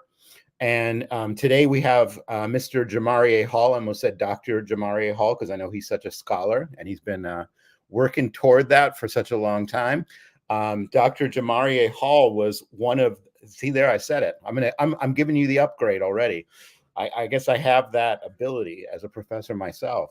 Jamarie has been one of the leading voices and a plaintiff in the lawsuit that 7 Detroit plaintiffs brought against the state of Michigan and the State Board of Education about the lack of access to literacy in Detroit public schools, in part because of emergency management and other state control of the district. They won. I'm going to let Jamarie talk about it a little bit more. But this was a great victory. And hopefully when Pamela Pugh will join us, one of the reasons I wanted her to come on was in her capacity as president of the State Board of Education, because she played a critical role in making this all possible. And I just got a text from Dr. Pugh. She'll be joining us in a few minutes. But let's do this. I know also, Jamarie, that this is not the entirety of your identity in terms of the literacy lawsuit. That was certainly a big accomplishment, and that you've spoken on that a lot. You've been turned to as a resource on that all over the country. But I also know that you have a vision about how to advance new forms of pedagogy, teaching, and schooling that take into more account the perspectives of youth in developing what school should be all about. But I'll let you tell it in your own words. So would you just go ahead and introduce yourself and speak to what you want to in relation to who you are as a person, just as a starting point? Yes, sir. First off, thank you so much, Dr. Pigioni. I truly, truly appreciate you, and I'm truly honored to be in the space with you. Thank you also for the doctorate. It's like you said, it's definitely coming soon. And I always tell people I have my doctorate in the streets. So I grew up There you go. in the streets of Detroit, Michigan. So if you can make it or survive in Detroit, we say many places throughout Michigan you can survive or make it anywhere. So I truly, truly appreciate that. But more so, like you said, the lawsuit really kind of being actually a centerpiece within just society. I think we talk about education as an aspect to get out of our circumstance a lot of saying basically if you can be educated, you can be successful, and that's how you could be a productive citizen. That's how you can go get a great career. That's how you can get a great job. That's how you're going to be the best you is if you are educated. So going to school as a young student and seeing that not only was school in some sense not educating me, but setting me up to fail. Um, that really kind of opened my eyes. James Baldwin has a great quote that says, "Once one becomes educated, they begin to examine the paradigms Yes. of which they're being educated." Yes. And I think that was something that happened largely within, or for me, being able to experience other different school districts other than this DPS. So getting to go to California, getting to go to Ohio, getting to go to Canada and seeing their educational systems, I think that really kind of let me understand that, okay, there is something better out here. And I think for a lot of us, doing what we have, I think so long we've survived with just little of nothing and so many aspects, so that we get so used to having nothing, so that we don't understand that there's so much more out there, especially in the educational aspect. So just thinking about now this transition of, okay, first wanting a minimum quality to education, which in some sense was that literacy aspect around reading. If you can't read, then you can't fill out a job application. You can't be a productive citizen to society. You can't vote. You can't be a part of this democratic process that we have. So now looking at it as a whole of why are we focusing only on a minimum? I almost compare it to when we were trying to be just a citizen. Yep. I know that was just a starting point for understanding that we had a larger goal and we had a larger aspect of just really wanting to be instrumental in the process. So I'll also tie it into another quote. Someone that asked me, "Is democracy a destination or a journey?" Mm, And mm. I guess ideally, I said it was a destination. And really, what the answer was, the journey is the destination. So Yeah. I think this is just a huge role in that journey to democracy, a full democratic society, because we haven't seen it. And even our nation is still very, very young. I think oftentimes we think about it like it's been around forever. This is how things have always been, but it's all fairly rarely new in the ways that they're being done. So thinking about how we can kind of advance and evolutionize those things with youth at the center of those things are some of the things I'm working around. There were so many rich things in what you said, Jamarie. One thing I want to pull out before welcoming Dr. Pugh with us as well is well, there were a lot of things I want to pull out, but one particularly that really resonates with a lot of ideas that have been spoken on this platform, A10 News Media Group, is this idea of people being tired of accepting just crumbs, right? That's a theme I hear come up here all the time when we've heard about politics within Flint, about bribery, where the bribery is, practically nothing, a pittance that people are getting in order to sell out. And there's been a sentiment: we got to stop selling out for crumbs. We have to realize that we deserve a lot more than that. And I think that what you're describing is a part of that process of waking up to realizing, what, there could be a lot more. I had this experience growing up in Detroit public schools, and there could have been a lot more to that. And I want you to say maybe just a little bit more about what you learned about when you were traveling to those other places. You mentioned California and other places as well. What were the kinds of take homes that you were getting? And then we'll welcome Dr. Pugh. I guess at the center of it, just fun, engaging learning.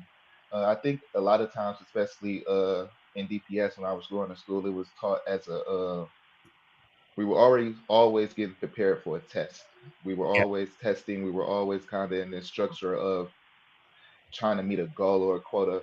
And in the other school district I know we were doing the same things, but the way, or maybe even the freedom that they had within their curriculum and their pedagogy to be able to do fun curriculum and engage in things to let us really be engaged within our learning. And a lot of times they were able to connect it to our cultural lives outside of education. So Yes. really making and bringing, I think a lot of times we try to bring students to education instead of bringing education to students. And Yes. I think in a lot of those other spaces, that's kind of what was kind of happening. And even the atmosphere that we were being educated in, it felt like a school, like Yeah. one of the schools you will see on the TV or something for sure. Yeah. Yep. Yeah. I know that the way that we treat students, and particularly students in core city areas, and particularly students who grow up in mainly lower income or working class family environments, is that there is such a narrow focus on boosting test scores. And we know those tests are culturally biased. We know they don't measure what they say they measure. They're used as a tool to punish people for going to schools that are underfunded. And they punish schools that are underfunded as well. They punish schools, they punish students because of all the inequalities that we have in society that then get reflected in the test. The tests are supposed to measure the performance of a school or the performance of a student or the performance of teachers or administrators. And they really don't measure anything like that at all. We know that from research, from the research basis, that the only thing that they reliably do is reflect the socioeconomic status and the educational background of the families who attend a particular school. And it's very easy to see that matchup. So you have the situation where schools we used to call them struggling schools who needed more support from the state, from Michigan Department of Education, from the State Board of Education. And instead, what has often happened, and I think hopefully things are getting better now with someone like Dr. Pamela Pugh at the head of the State Board of Education, is that the state's role is basically to say, well, you didn't perform well. You're not a struggling school needing our support. What you are is a failing school. And I can't imagine how students internalize that message. Go to a failing school. I go to a failing school. It must really wear on people, and I'm sure really limit your vision of what education could be. And I'm so glad that you fought both in the literacy lawsuit, and then you've been moving ever since then along the same lines, deepening it, getting a sense of what more visionary education could be like. I want to welcome in Dr. Pamela Pugh. Thanks so much for joining us. I know you're on the road, so Thank you. the fact that you're able to join us is amazing. Thank you for being here. And I want to, be able to I want us to jump back into this conversation, but I also want you to have a moment to be able to talk about how you're sort of shifting gears. So first of all, welcome. Thank you so much I think you said you were pulling over to join us. Thank you. Yeah, thanks for having me, and what an honor to be on with the two of you. You all know that we've been in some major fights. We are on our way right now, Tom, to Muskegon Heights to visit the schools, but to hear from that community about their schools. Last night I was on a Zoom call with Lansing School, so we know that there's a lot that's going on around education, and the two of you have been, such stalwarts, such, the folks that have been at the forefront and have been able to bring up these issues that have long plagued our school districts across this state. So first, let me say thank you for having me, and to be on with one of my heroes, Jamari A. Hall, is always a treat to be in the same space with him. We're just up to good trouble trying to make things right. And so that's what I'm on the road doing. Absolutely. And I know you're headed to, like you said, to Muskegon Heights to deal with their schools. One of the things that I've done, and this is the 5th episode of this show, and they haven't gotten rid of us yet, but is to bring people from all of those different communities. So we've had on, I don't know if you know this, Dr. Pugh, we had on We had on Dee Richardson from Inkster. We had on Nora Gavin from Oh wow. Benton Harbor, right? Ben Harper. Yeah. Yeah. And then we had, we've had people from Detroit. Russ Ballant has been on here. We're going to have others as well. But always focusing on these connections, these alliances that are being built, because what we're seeing is that although it's a little bit different in each community that's afflicted, like Muskegon Heights, that there's a lot of commonalities as well in the blueprint of how these districts have been harmed and dismantled, and also in what it might take to form a positive agenda to build them back up again. So I know in Muskegon Heights, I was working with a crew there too for a few months. You were. Mm-hmm. Yep. And they were facing a situation where I think teachers were leaving in mass. A for-profit charter company had taken over. I mean, some of the background taken over, is still still there. It's still there. Do you have an update? I don't. I will after our meeting. Yeah. As you know, because of people like yourself and others, we have a supplemental budget that's coming forward that will remove some of the debt. We're talking to Flint right now, and we are going to work to get the same thing in Flint. And so I want the Flint audience to know that we're not done advocating and trying to make things right, because being at the state level, and Tom, I went to the State Board of Education. My route there was fighting at home, looking at Detroit, looking at Flint, looking at Benton Harbor, and being able to use that to say, you're not going to do that here in Saginaw. Right. And now that, we were able to hold that off in Saginaw, now we've got to go back and make things right. And the imposition of the state, what the state has done, and what Jamarie and his colleagues were able to show, and that monumental lawsuit that they put forward, we are winning. It's small incremental steps, but all of us working together, doing what we know to do, and shedding light on the decades of unjust systems and how it has was set out to destroy public education and thus our children and their future. Absolutely. And so we've got a lot more work to do, but we have a lot to celebrate. We do. And you reminded me of an important originary moment in this movement building, at least from my perspective, which was when your good friend and my good friend, Denise Baldwin, this was 10 years ago, reached out to me because she knew that we were doing a lot of stuff in Detroit and said, hey, I'm from Saginaw. And we're not like Detroit where we have this huge capacity of lots of activists who are on the scene. There's just a few of us. Mm-hmm. We're a smaller town, and it would benefit us to connect with you. And that really got the ball rolling about thinking about, we should stop thinking about just Detroit. We got to think about how this impacts the whole state. And I know that eventually I think I got to meet you both through when you got elected to the State Board of Education, but then also there was a fight to close down, and there was a fight back that your father and you helped, and Denise helped lead to protect Saginaw's main high school. Is that right? Am I remembering that correctly? Yes, and we will have some celebratory news about Saginaw, because while Saginaw High and Arthur Hill will merge, it's on the community's terms. It is based around putting the children first.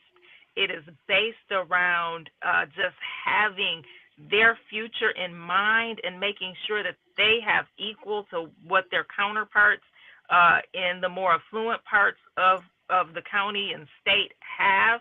We were able to refocus the direction. It wasn't just about let's close a school building to save money, and okay, if the children are harmed by that, oh well. Right. We refocused, and we said, if you close that school building, what you're going to do is what has happened in Flint, what happened in Detroit. You're going to drive children to go to surrounding schools, and a lot of times that is for-profit charters. We know it benefits, privatizers, and we said no, we're not going to do that. And then we know that that also destroys communities. And we said, no, we're not going to do that. We're going to keep these children where they are until we can come up with a plan that focuses on and prioritizes children. And you all helped us to do that. And getting back to Jamarie, who's sitting over there so quietly, Well, Jamarie caught, his story caught my eye. And yeah. I tell people I was so happy when Jamarie and those other brave, bold students set out to sue me as a member of the State Board of Education. I celebrated being sued at that time. And just keeping up with his story. One of the things that caught my eyes that Jamarie talked about going to Florida A&M, which is my father, my sisters, my nieces and nephews' alma mater. And that was one of the many things about Jamarie that caught my eye. And I knew I wanted to meet him. And you knew that, Tom. You were there at the beginning. You knew I wanted to meet Jamarie. And there was a few hurdles because I was the defendant. He was the plaintiff that prevented me from doing that. And you helped me to work around that, get my own attorney and help to sue me in the state to do what was right. And Jamarie prevailed. And they told him and his colleagues, okay, we're going to write on paper $94 million, but you're never going to see it. But you saw it. And now we just have to make sure that the community in Jamarie is able to be at the helm of making sure that those dollars are spent right, that he fought so hard for, as well as so many others. And so we're going to do that too, Jamarie. Yeah, Dr. Pugh, I gave Jamarie his honorary doctorate earlier. I started to call him Dr. Hall, and he said that he had earned it already in the streets, so it's his second doctorate. But so, Dr. Hall, do you want to react more to what she just laid out in terms of those? First off, I mean, always an honor. I always truly admire Dr. Pugh because it's first off, it wasn't suing Dr. Pugh, and I think that's what she understood. I even had teachers, students, parents within my local community asking me at that time, "Why are you suing us? Why are you suing us?" So I think sometimes of us that are in these public servant positions, especially in politics, we look at it as this is ours or this is mine. This is my seat. This is that. When this is the people's, this is the people's seat. We're doing this for the people. And this is who are enacting and electing these people, and this is who they're supposed to protect, and this is who they're supposed to be moving and benefiting. So then, when it comes to the interests of private companies, to which the flow has been moving, and we get back to the origin of what public education was created around, which was created in Michigan, that went around the nation. So I think even us in the state of Michigan and in our local communities, we forget that what's happening here is the blueprint for the rest of the nation and then the rest of the world because we didn't only start the automobiles, we started the factories to which schooling was created to be the forefather of that so that people can go to the factories to be able to work frequently. So even when I think about the 94 million, it's not about me being a part of it or the community truly being a part of it. Because even when I think about community, I think a lot of times we forget about the youth. It's really about students having a say in how they want to be educated and us being able to make that come to fruition of how can we understand what you're asking for and make it feasible, especially when we have a time right now that students actually sue for a right to an education and us actually stepping behind. And I think Dr. Pugh, you are just an example of, like I said, that journey, that destination of a journey to democracy. So understanding that sometimes within these respective areas, we forget about even standing up for something like that, the pushback that comes on the outside.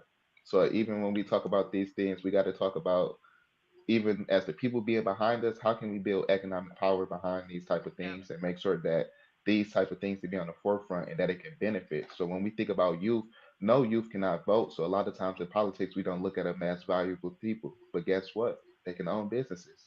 So now if they can own businesses, now they can donate to your campaign. So now we can educate youth in the right way to be able to vote because that's how companies are, that's how America votes. They don't vote with their ballot, they vote with their dollar. So for us Mm, as a community, we need to start to be able to be educated, and this is a Yeah. landscape to be able to change that aspect of being incorporated into these conversations, and not only about money, but about access and about control, about navigating the future. I think we've done a great job of understanding where we've been, but we are doing a terrible job of understanding where we're going. And I think for us to truly do that, we have to involve youth at the helm of that, because Gen Z is already one third of the population. Yeah. So we have to Yeah. look around and we have to understand that they are not just the future, they are also the present. Yeah. mm, mm, Yeah. yeah. And we, and I'll use this as a shameless plug, Dr. Padroni. I am running for, U.S. Congress, So that's a and bit of a shift.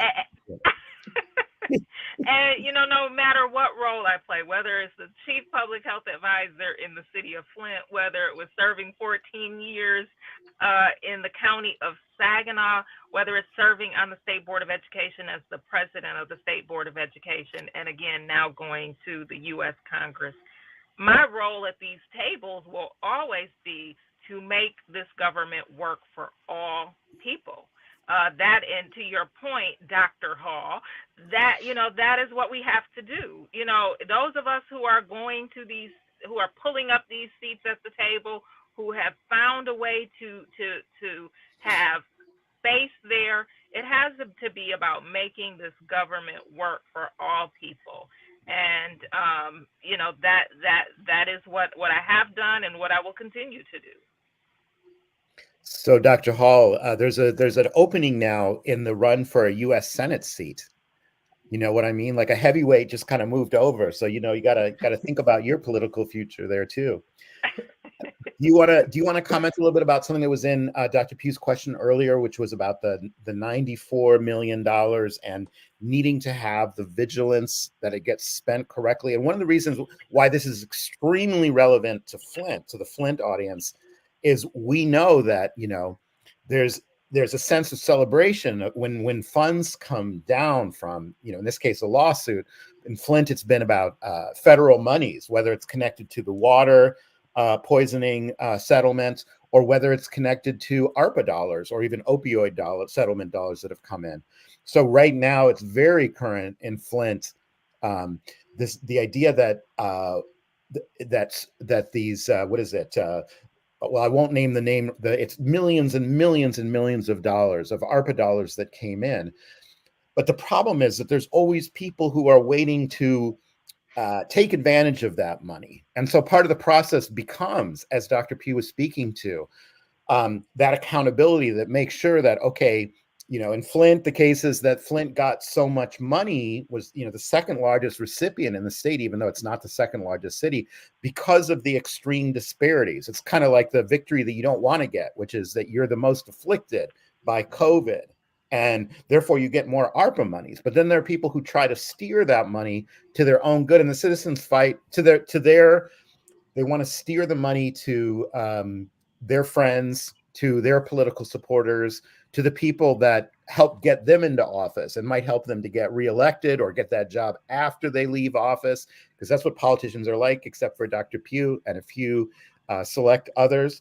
And so in Flint, it's been about that accountability piece of like the fight back of saying, no, this money was intended for us. And we got to fight as a community to get the money all the way home. It's on the way, but we got to actually pull it home now to where it matters. If you don't mind, and you don't have to share anything you're not comfortable with, but give me if you have something to offer about, are you part of the oversight into what is happening with that money, and how do you feel that that's going? Thank you first off so much, Dr. Pidgeoni, for the question, because I'm not a part of that process, and not saying that I feel like that I'm obligated to be a part of it. But as you were saying, it's just oftentimes the people that were the oppressors, or that were the defendants in situations, are oftentimes the problem providers or the solution providers afterwards. So it's kind of like you going to go tell on someone and then have to deal with them afterwards. So it kind of puts us in a sticky situation, like you said, to where, especially if we're talking about grassroots, I like to refer to it a lot of times as mud roots. Yeah. A lot of times it never gets there and it gets to the best interest of other people. But it's also a two-folded effect because I think the community and us, like I went to a lot of the meetings that was held, community meetings that was held for the educational budget and how the money was going to be spent. And one fold, yes, the process was kind of, how can I say, tainted, and you can kind of already tell that they had an understanding of what they already wanted to do with the money. But on the Yeah. other side, the community didn't know. The community didn't know because we never have had the access or never had to question ourselves of if we had this amount of money, what would we do? And sometimes we get to thinking about how can we spend all this money, what can we do with all this money, instead of thinking about what is the solution or what are the problems that we're trying to provide for and how can we best get those. And I think even in this education aspect, when we have a teacher shortage and we're looking at the educational landscape, I think we have the power in the room already there. We look at a lot of different outside sources. Now we're getting software and we're getting other educational platforms to come into our districts like they know better than us Yeah. of our students. So just looking at our students and seeing how they can kind of help us get to where we all need to go and have these open, broad questions and conversations often. I think even when we talk about money, we get into a space of kind of uncertainty and kind of scarce because we don't want to blow it. We've seen so many terrible things happen, and we've seen so many different things happen throughout over the time and the history of time with money of having surplus and having deficit and doing without and having more than enough. So just understanding that maybe we don't know, and I think we do have the opportunity as a village, as a collective, to really make it really happen. So I Yeah. think I'm not saying they don't need to be at the table, but I don't think they should make set the table, cook the food for us, and then sit us at the kitty table and tell us, okay, Right. whatever leftovers we have, y'all go over there, y'all can have it. Yeah. I mean, think about the irony of that. You've got, the youth, the plaintiffs, who are the ones who fought this fight, right? To get justice finally. And the implications of that case do go and will continue to go well beyond Michigan. Because one of the things that the case did was it suggested that there was an inherent constitutional right, not just in Michigan, but this case could be used by others outside of Michigan as well, to make the argument that there is, because literacy is such a fundamental piece, especially today, of being able to participate in democracy. I mean, everything's on the internet now. You got to be able to read, and you got to be able to have other forms of literacy as well. That it is fundamental, absolutely fundamental to citizenship. And so what Jamarie and the others fought for, it takes time to roll out, but it has implications for people all over the United States, particularly in afflicted communities like Detroit, which we have all over the United States. So you have the irony that people like Jamarie and other youth fought for this, won this. We're always the ones who were rightly brought to the fore while the fight was going on to speak about how important this was. We're youth. We need this. But then to get to a place where, okay, now it's time to spend the money. I mean, wouldn't it be, without getting into how it is actually happening now, wouldn't it be great to have youth also be playing an extremely important role steering the money to address the problems that they fought so hard to make people take seriously, right? I mean, you all could be playing a really important role, not being just, like you put it, at the kiddie table. And it's the same in Flint. What I would say is, look, if Flint spent so much, or if Flint got so much money from ARPA because of the intense inequality and the history that exists in Flint, then shouldn't you have the people who are helping to lead and advise how that money is spent be deeply representative of the most afflicted communities? Because the federal government, the Treasury, was very clear. They said all communities have been impacted by COVID. That's been tough on the whole economy, and we want to help address that and stimulate recovery. But they said the costs have been much deeper and more dear to low-income communities, to communities of color, and to their neighborhoods. So just as in with Jamarie's case, wouldn't it be right to have people who in a way, because of their marginalization, because of their circumstances, be the ones to lead or at least have a very important say in how the money is spent. And so we have a committee that was secret, that was appointed by, it seems like, friends and family of the current mayor in Flint. I'll go out and just say that, right? Which is, again, it's that same old story. Um, I wish, and I will continue to fight, and I know that Dr. Pugh will as well, for Jamari, people like you to have an important voice, not only in the settlement money, but also going forth. And I know that I get the sense that that's kind of where you're steering toward in your larger life outlook, is really emphasizing the importance of youth, the importance of taking leadership. I mean, you have 2 doctorates, for Christ's sakes. Who's not going to respect that? So, Jamai, I mean, I want you to speak a little bit more about your vision. You've laid a little bit of it out, but I know what a deep thinker you are.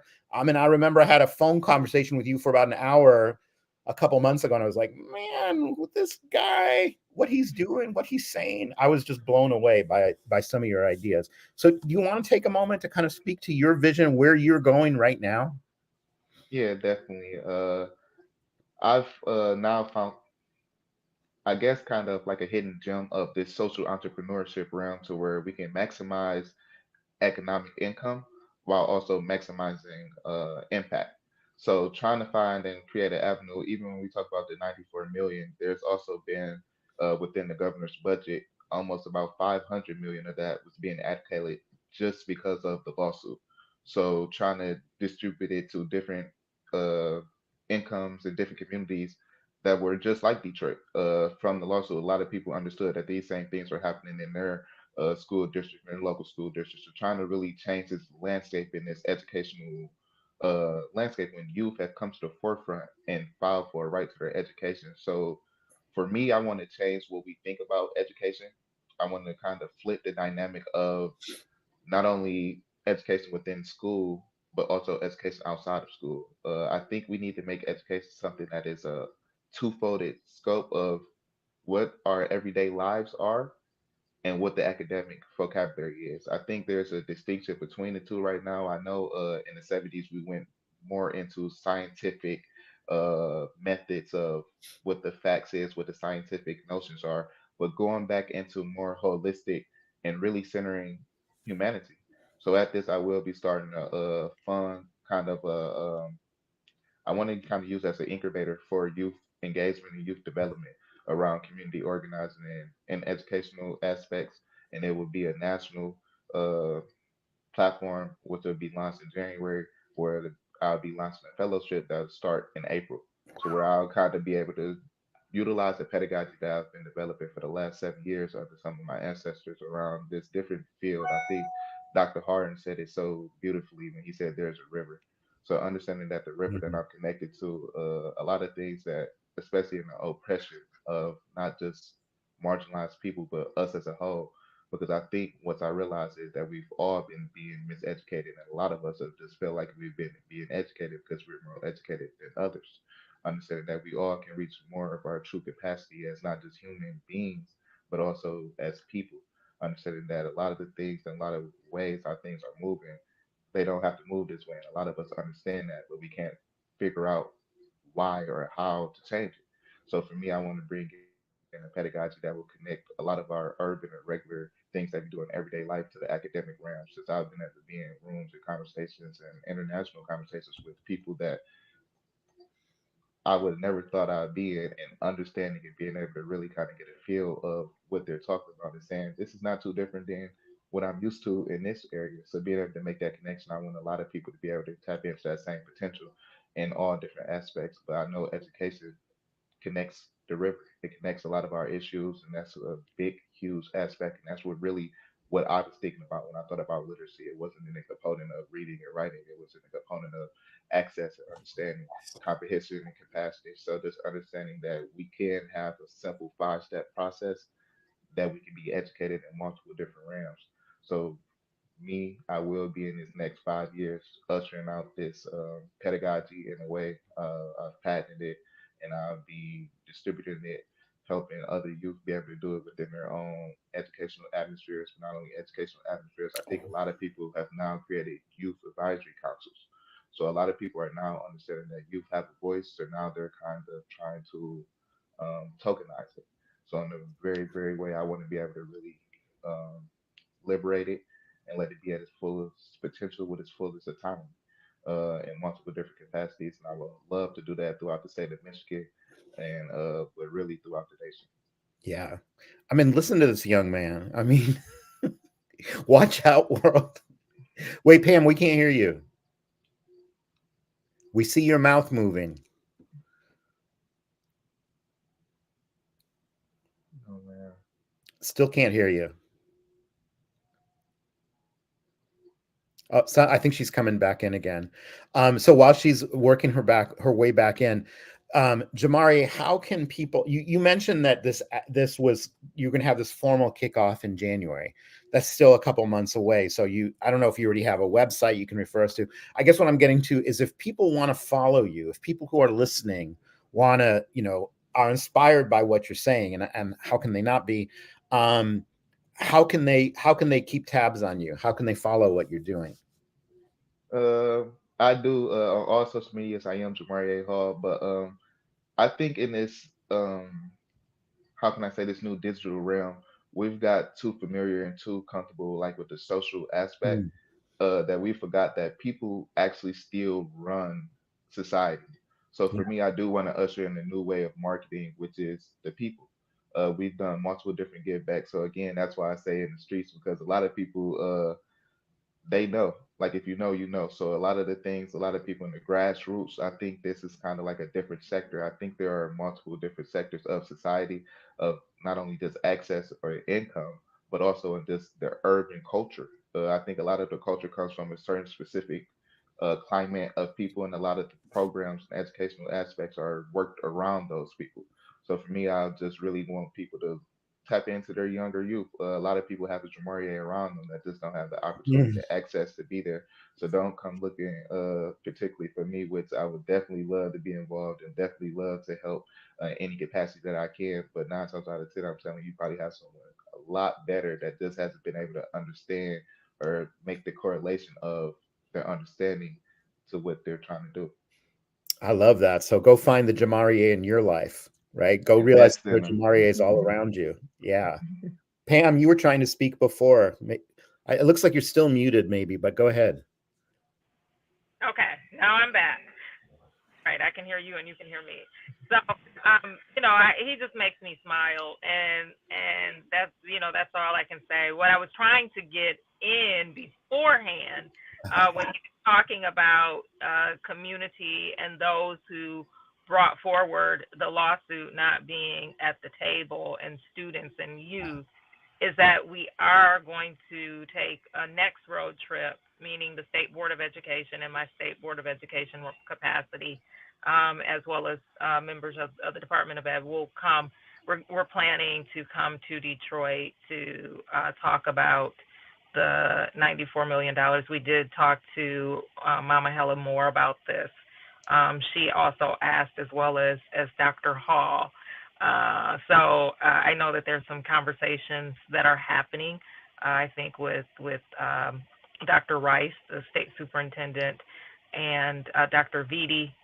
But we want to make sure that we have a community focus and make sure that all facets of community, especially those who I saw at the helm of this lawsuit, are included and involved and able to have a voice.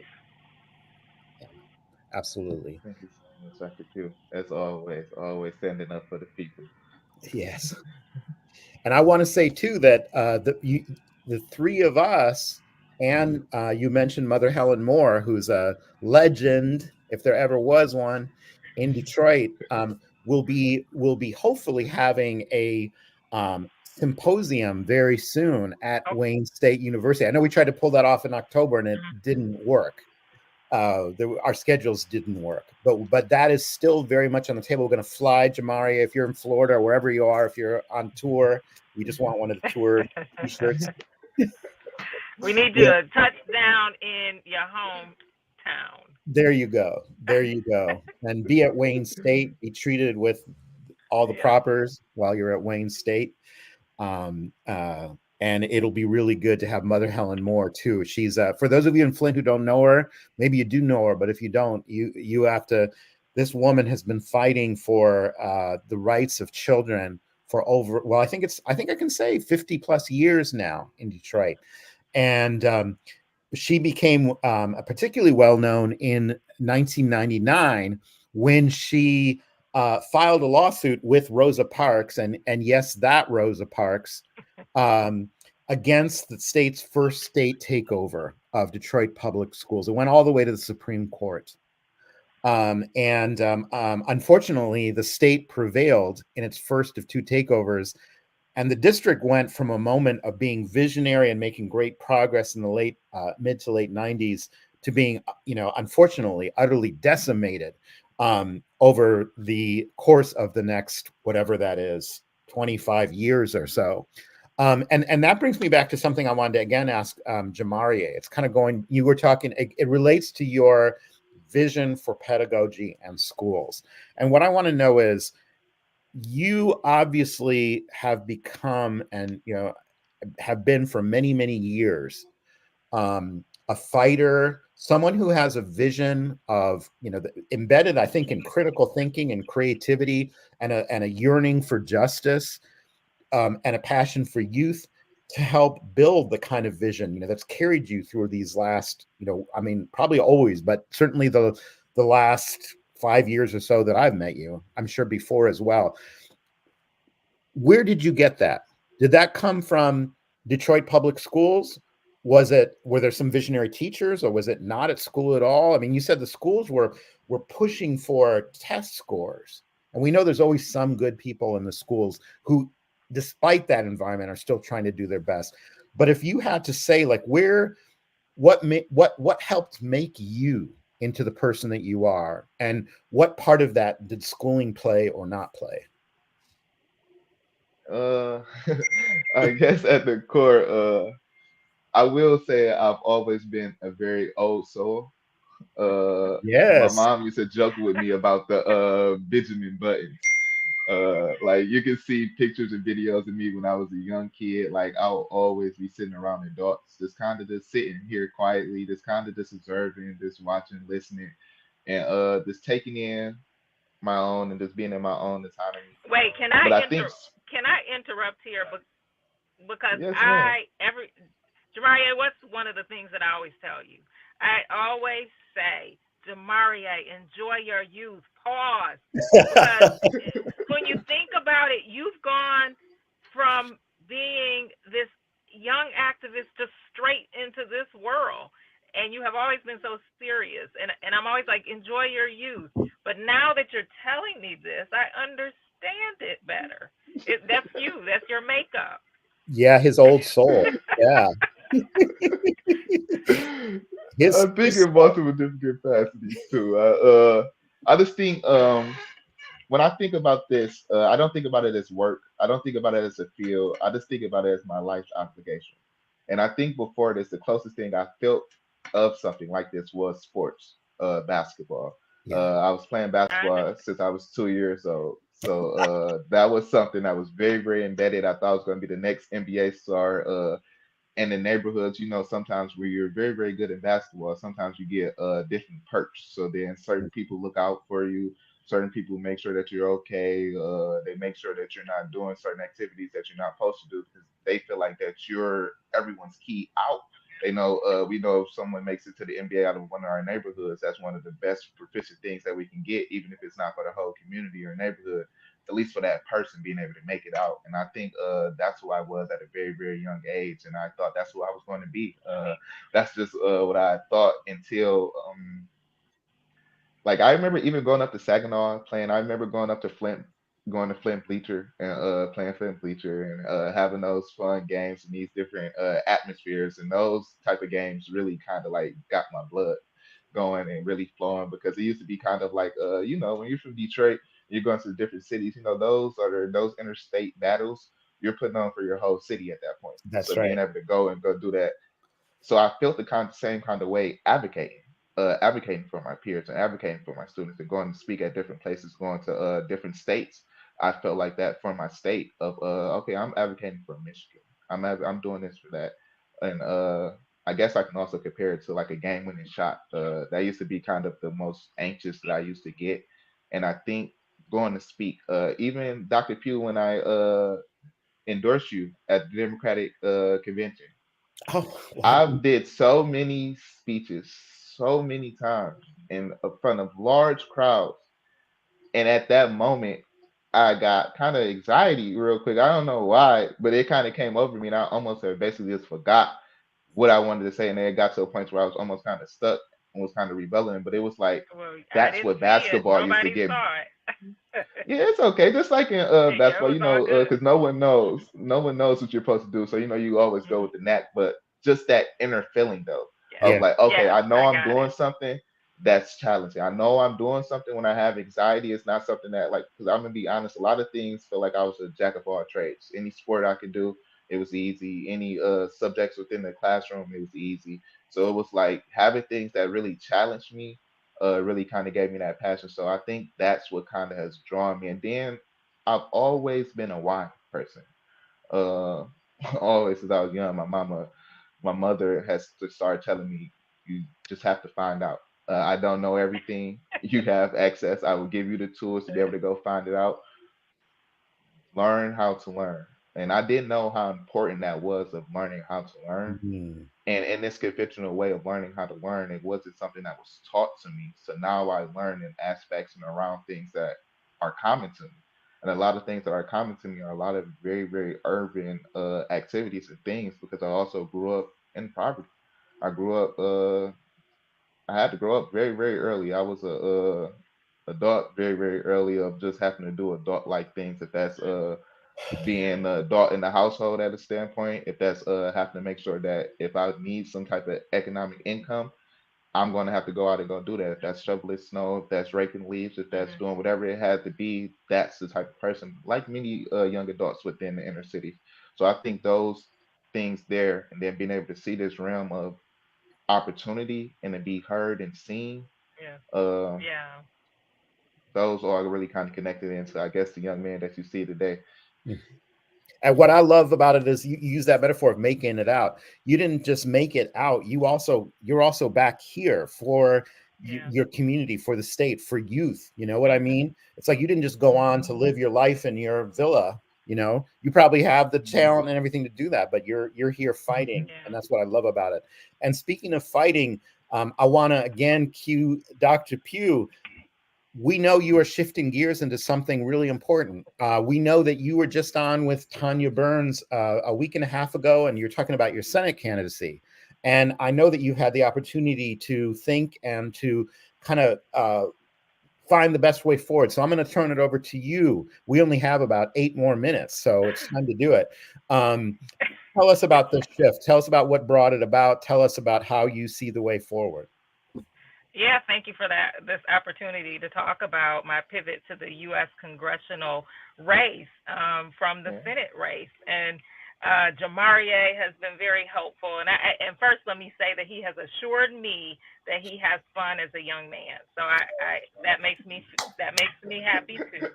But yeah, so Monday I was able to announce after a lot of prayer and talking to community leaders in Saginaw and Flint and across the state, and definitely the district up in Midland and Bay.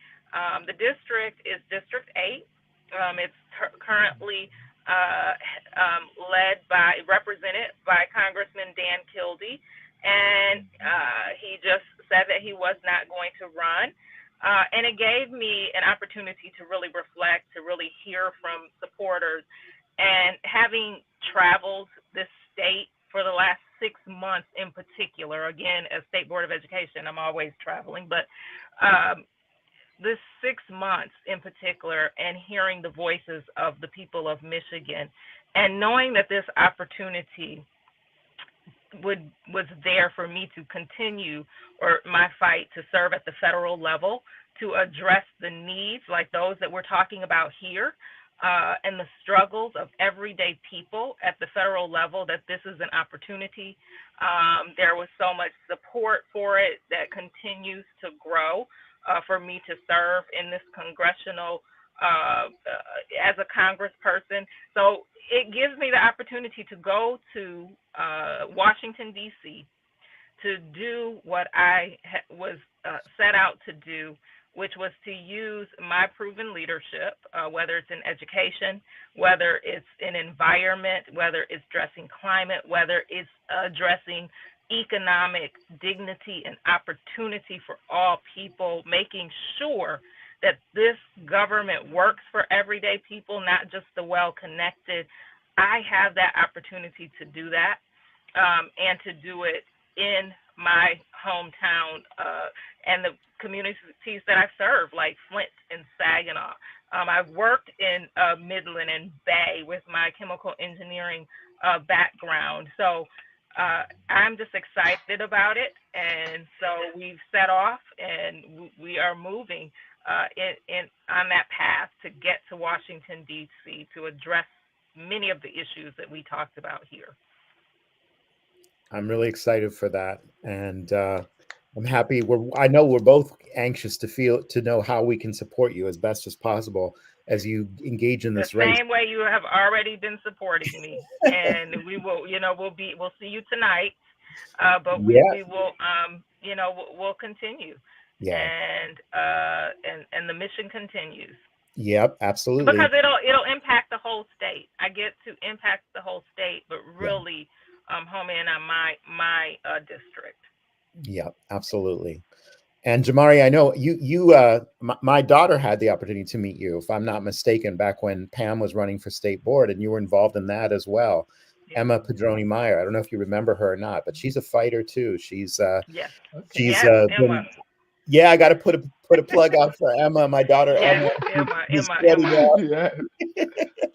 She's been involved in the fight for Gaza. She's been hitting the street. She's been writing. She's been thinking. So we got a lot of good young people who are coming through. Hopefully enjoying your youth as well. But so Jamari, you go out and play marbles or whatever you need to do to entertain yourself. Okay, well, we only have about 4 minutes left, so I want to give everyone the opportunity to have some closing thoughts. I love it, by the way. I just want to put this aside in there, Dr. Pugh, that you mentioned Flint. One person who is oftentimes a part of this conversation is Mr. Michael Clack, who's the president of the state board of the Flint Board of Education, and I know he'll be really, he probably already is part of that conversation. But I know that that's something he's talked about as well. When we had Elnora Gavin on here, she was speaking about the victory of having the debt forgiveness. Yeah. And so it was about what's the implication for Flint, that sort of thing. Absolutely. And the state superintendent and I have talked. He was in Flint a couple of weeks ago. I couldn't make it because I had another engagement. He will be back. We will be back. We talked about it recently, and say with a very strong voice that we will use everything that we have to make sure that Flint has a voice and advocacy there. And yes, they do have a great board and board leadership with President Clack, and he and I talk often. Good to know. As the superintendent as well. Of course, yeah. Okay, final words, Jamari, and then final words, Dr. Pugh. Jamari, you first. I would just like to thank you both so much for just being, like you said, a part of this fight, part of this journey, and being willing to get in good trouble together. It's definitely been a journey. Definitely glad to continue that, and to just stay cognizant of youth and their autonomy, and not just youth, because some of us are youth at heart. As you said, I know I've been old, very, very old since I was young, but some of us are youth at heart. So where sometimes there are some adults that I be looking at like, okay, come on now, we gotta be. But it's like I understand that when I say youth, I don't just mean age realm. I just mean in the capacity of being and willing to help. So a lot of times when people think about, oh, you just want youth, you just focus on youth. No, I'm focused on economy. I'm focused on all of us. But when I think about all of us, we often think about the inheritance of the land from our ancestors or our elders. But oftentimes we forget that children. So that's understanding to create the future that they want to see and give them the world that they can create. Beautiful, beautiful. Thank you so much, Jamarie. And Dr. Pugh, final words. Just thank you for this opportunity. It's always great to be in the space with such great troublemakers. Mm. And, I thank you for the opportunity to talk about me and my role as president of the State Board of Education, serving the state.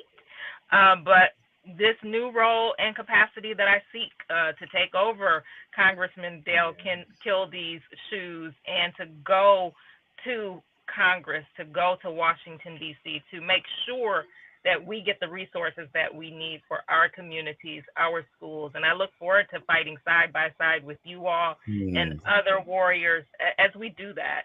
Getting there, but also once I get there, we'll continue to partner.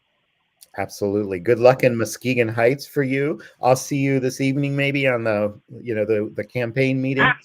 Yeah. Jamarie, Safe travels. if you're in Florida, I hope that keep that fight up against all the things in Florida that need a little bit of an extra push.